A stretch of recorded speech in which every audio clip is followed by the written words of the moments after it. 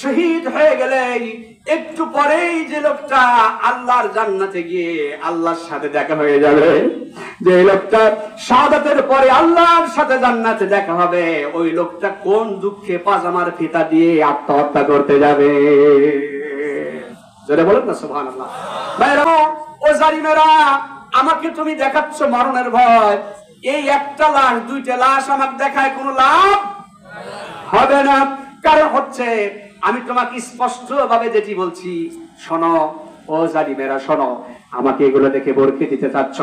আমার মনে হচ্ছে আমি নুরশির এক নয় দুই নয়, আমার তো একটা জীবন।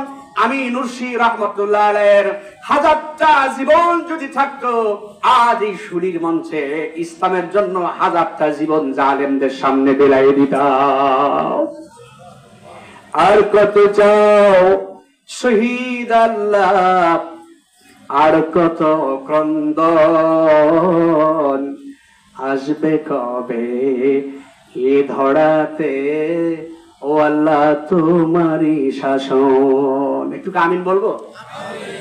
আর কত চাও শহীদ আল্লাহ, আর কত ক্রন্দন, আসবে কবে এ ধরাতে ও আল্লাহ তোমারই শাসন? যারা শুধু চেয়েছিল ও আল্লাহ তোমার দিনের জয়, জালিম শাহির বুলেট তাদের জীবন করল ক্ষয়। দয়াময় আর কতকাল দিব মোরা, আর কতকাল দিব মোরা এমনি জীবন, আসবে কবে এ ধরাতে তোমারই শাসন? আসবে কবে এ জমিনে তোমারই শাসন? আর কত চাও শহীদ আল্লাহ, আর কত ক্রন্দন, আসবে কবে এ ধরাতে ও আল্লাহ তোমারই শাসন? চিল্লা বলেন আমিন। কত মায়ের বুক যে খালি, চোখে শুধুই জল, কত মায়ের বুক যে খালি, চোখে শুধুই জল। কথা বলো ঠিক কিনা? সব জল, জলের পরে আমার ভাইরা মানুষ কাঁদলে কাদার পরেই সারাক্ষণ কাঁদতে পারে না। কথা বলেন ঠিক কিনা? কান্নার পরেই মানুষের মুখ দিয়ে বিজয়ের মৃদু হাসি হাসতে থাকে। আমার বন্ধুগণ, আগামী দিন নিশ্চিত হচ্ছে ইনশাআল্লাহ। আগামী বিপ্লব হচ্ছে বিশাল মুসলমানদের দিন, আগামী দিন আগামী বিশ্ব মুসলমানদের, আগামী দিন হচ্ছে ইসলামের, আগামী দিন হচ্ছে কোরআনের, আগামী দিন হচ্ছে রাসূল করিম সাল্লাল্লাহু আলাইহি সাল্লামের আদর্শে। আমার বন্ধুগণ, আমার ভাইরা, লক্ষ্য করুন যে কথা বলছিলাম, আমি বলছিলাম পৃষ্ঠ প্রদর্শনের ব্যাপারে। আমি আমার যেই মানে রোড থেকে, অর্থাৎ যেটা বলবো রাস্তা, মূল রাস্তা থেকে আমি সরে যাই নাই। লক্ষ্য করুন, আরেকজন আল্লাহর গোলাম, এদেরই একজন মায়ের পেটের ভাই, সারা জীবনে দেখা হয়েছে খুব কম, খুব দুই একবার। আরেকজন একটি তাফসীর লিখলেন, বিশ্ববিখ্যাত একটি তাফসীর, তাফসীরে তাফহিমুল কোরআন। এই তাফসীরে তাফহিমুল কোরআনের সম্মানিত একজন লেখক, এই আল্লামা, তাকেও এই অপরাধে আরো কিছু মানে দিনের ব্যাপারে অপরাধে তাকেও অ্যারেস্ট করা হলো। শুনতে পাচ্ছেন? কথা বলেন, শুনতে পাচ্ছেন? অ্যারেস্ট করা হলো, ধরে নিয়ে যাওয়া হলো কারাগারে। ধরে নিয়েই ক্ষান্ত না, দণ্ড দেওয়া হলো, ফাঁসির রায় শোনায় দেওয়া হলো। ভালো করে শোনেন, রায় শুনেই যা শেষ হলো না আমার ভাইয়েরা। রায় শোনানোর সাথে সাথে যে রুমটার মধ্যে তাকে রাখা হলো, এই রুমের মধ্যে এমন একটা সাংঘাতিক পাজামা দিছে। কি দিছে? কথা কয় রাখেন, পাজামা। এমন একটা সাংঘাতিক পাজামা তাকে দেওয়া হয়েছে, যে পাজামার সাথে কোনো ফিতা, কথা কয় না কেন, জোরে বলেন, ফিতা নাই। এবারে বলেন, ফিতা ছাড়া পাজামা পরা সহজ না কষ্ট? তারপরে আবার 24 ঘন্টা পরে থাকা সহজ না কষ্ট? অনেক কষ্ট, শুধু কষ্ট না আমার ভাইয়েরা। এবারে জেলখানার জেল কোর্টের যারা দায়িত্ব ছিলেন, আল্লামা তাদেরকে জিজ্ঞেস করলেন, আল্লাহর বান্দারা, আমার পাজামার ফিতা কই, আমার পাজামার রশি কই? পাজামা তো রশি ছাড়া তো পরা যায় না, খুব কষ্ট হয়, কিভাবে বুঝে বুঝে রাখবো? আমি নামাজে দাঁড়াই, কষ্ট হয়ে যায়, তাহাজ্জুদের দ্বারাই আমার কষ্ট হয়। আমি ইসলামের জন্য যা করি, আল্লাহর জন্য ভিতরে থেকে যা করি, আমার তো অনেক কষ্ট হয়ে যায়। ফিতা কই?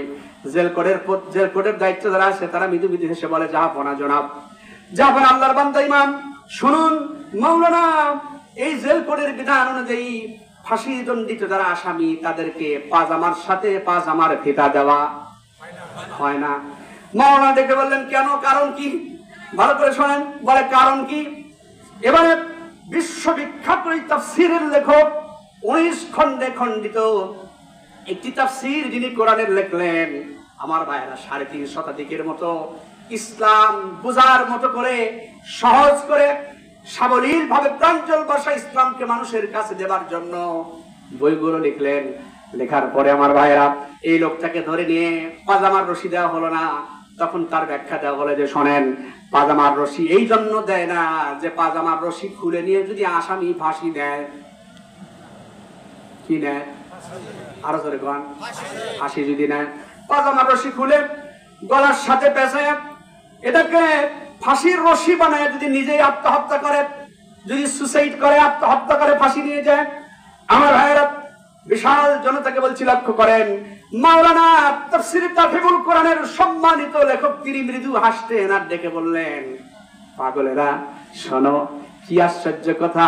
এরপর একটা কথা বললেন যে, আপনি যদি চান তাহলে জেল কোডের বিধান অনুযায়ী জেল সুপারের কাছে আবেদন করতে হবে যে পাজামার ফিতা চাই, পাজামার ফিতা চাই, পাজামার ফিতা চাই, পাজামার ফিতা ছাড়া উপায় নেই।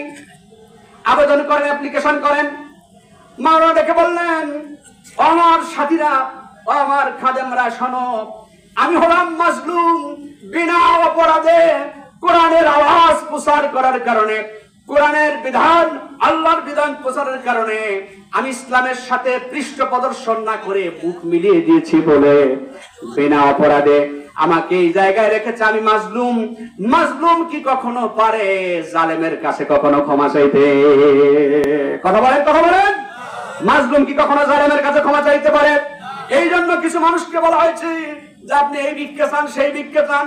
তারা দীপ্ত কণ্ঠে স্পষ্ট করে সিংহের মতো, বীর পুরুষের মতো তাদের স্থান থেকে, অবিচল থেকে বলে দিয়েছেন যে, শোনো, আমি মাজলুম। মাজলুম কখনো জালিমের কাছে ক্ষমা চাইতে পারে না, কারণ জান দেবার মালিক কেউ নন। জান দেবার মালিক বাবাও নয়, মাও নয়। জান দেবার মালিক এলাকার সমাজ নয়, মোড়ল নয়। জান দেবার মালিক প্রাইম মিনিস্টার নন। জান দেবার মালিক কোন প্রেসিডেন্ট নয়। জান ভিক্ষা দেবার মালিক হচ্ছে কেবলমাত্র, এই কি জবাব হইল আল্লাহ নামের শব্দের? জান দেবার মালিক কে?